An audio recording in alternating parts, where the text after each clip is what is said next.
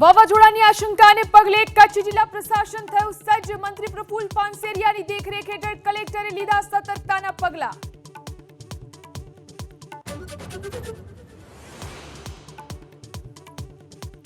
છેલ્લા 24 કલાકમાં રાજ્યના 10 તાલુકામાં 2 થી 15 ઇંચ વરસાદ। માંડવીમાં 15 ઇંચ વરસાદથી જળબંબાકાર તો મુન્દ્રામાં ખાબક્યો પોણા 9 ઇંચ વરસાદ।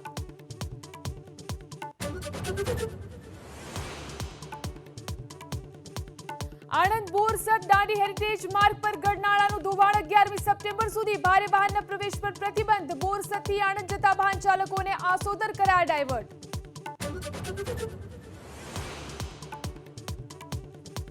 નર્મદા ડેમની જળ સપાટીમાં સામાન્ય વધારો। ઉપરવાસમાંથી 1,80,000 ક્યુસેક પાણીની આવક સામે 1,92,000 ક્યુસેક પાણીની આવક।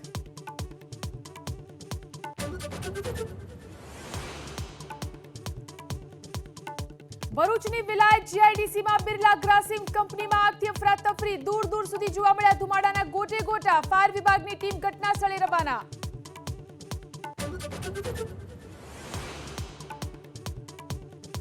અમદાવાદના સરખેજનો ભારતીય આશ્રમ ફરી વિવાદમાં। મહામંડલેશ્વર હરિહરાનંદ બાપુએ ભારતીય આશ્રમ પર કર્યો કબજો। ઋષિ ભારતી બાપુ પર ખોટું વસિયત બનાવવાનો આરોપ।